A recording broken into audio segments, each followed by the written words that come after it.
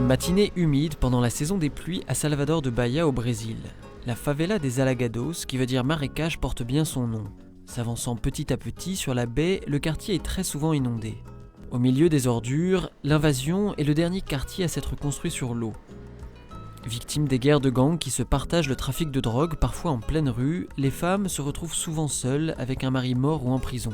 Au milieu des cabanes faites de tôle et de palettes en bois, Isabelle, qui a la chance d'habiter une petite maison avec son mari et ses 2 enfants, nous parle de son quartier. O bairro aqui é pouco perigoso, bastante.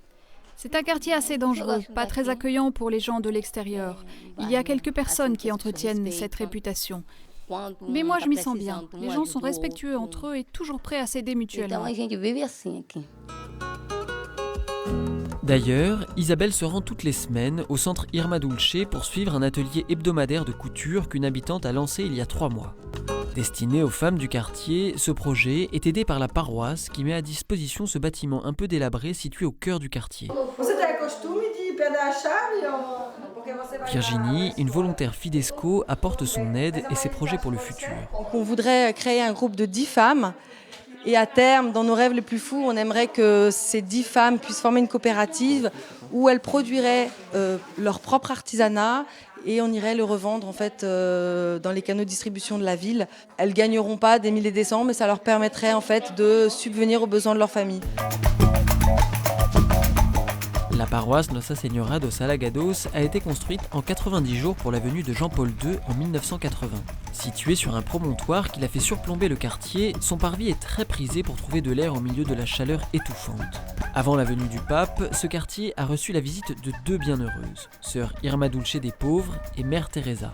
Des visites extraordinaires qui ont donné à cette paroisse ordinaire sa vocation, aller visiter les personnes les plus pauvres qui vivent autour. Une mission que s'est appropriée le père Étienne Kern, prêtre de la communauté de l'Emmanuel et curé de la paroisse depuis 2 ans.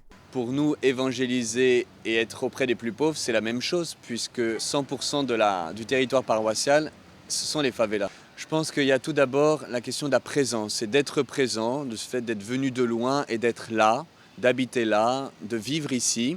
C'est ce que vivent les sœurs de la charité, c'est ce que nous vivons comme prêtres, c'est ce que vivent les coopérants Fidesco. Ensuite, il y a les visites à domicile.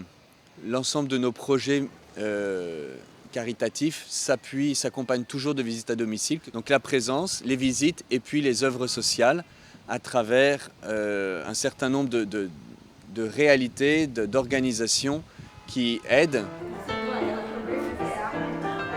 À travers son centre pastoral situé à quelques rues, l'église exerce un rôle social très fort. Le soutien scolaire pour les enfants du quartier et un centre de formation professionnelle pour retrouver du travail sont autant d'exemples de projets soutenus par la paroisse. Mais le projet le plus emblématique de l'environnement de cette favela est Sonho de Maio, rêve de maman.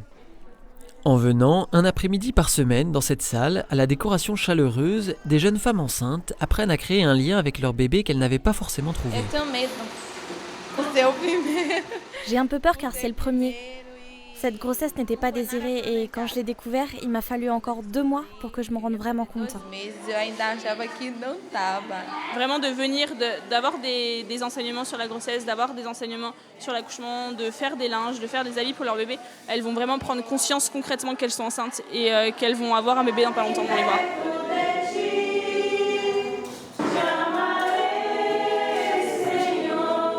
Ces futures mamans, parfois très jeunes, il n'est pas rare d'y voir des jeunes filles de 14 ans, sont souvent seules face à leur grossesse.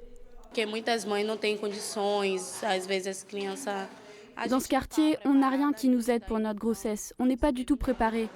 Il y a beaucoup de jeunes filles désemparées qui arrivent et venir ici, ça les aide à comprendre beaucoup de choses sur leur grossesse. Le premier but, c'est de les accompagner. En deuxième, on va parler du baptême, on va parler des bénédictions des mamans, on va parler de l'Église, on va parler de Marie, on va parler de Jésus. Car le défi de toutes ces initiatives est de faire entendre la voix de l'Église catholique à une population toujours plus tentée par les sectes évangéliques qui, à coups de sonos déchaînés, promettent facilement prospérité et bonheur. Autour de la paroisse, elles sont pas moins de 25.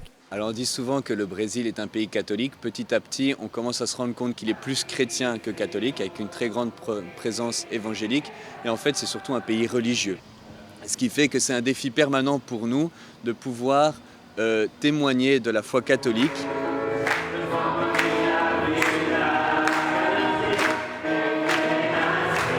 Témoigner de la foi catholique auprès des évangéliques passe par l'élan missionnaire de ces femmes très présentes dans la vie de la paroisse. Que ce soit la pastorale familiale ou celle des enfants, la liturgie est un autre moyen pour rejoindre les habitants de la favela. Depuis les années 90 et l'arrivée de plusieurs curés français et de la Fidesco, la paroisse a été marquée par cette présence française qui a façonné une identité particulière. Je pense que ça marque la paroisse de plusieurs manières. Certainement une attention à la liturgie, une attention à l'intériorité avec la grâce de l'adoration du Saint-Sacrement en silence, un désir de formation et d'approfondissement de la foi chrétienne, d'intégrer toute la religiosité populaire, mais de ne pas s'en tenir à seulement un côté un peu extérieur, un peu affectif, qui parfois peut teinter certaines manifestations de religiosité populaire. Une autre dimension, c'est celle de la mission, de donner une certaine dimension publique à travers les processions. Ça fait partie des réalités catholiques populaires qu'on essaie de vivre.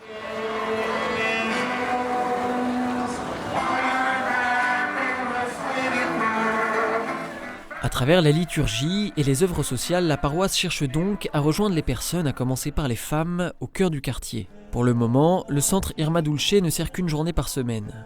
Mais l'idée est bien que les chiens de garde et le terrain vide laissent la place à un beau bâtiment en dur, avec des salles pour accueillir le soutien scolaire, les ateliers de couture et un appartement pour un prochain volontaire.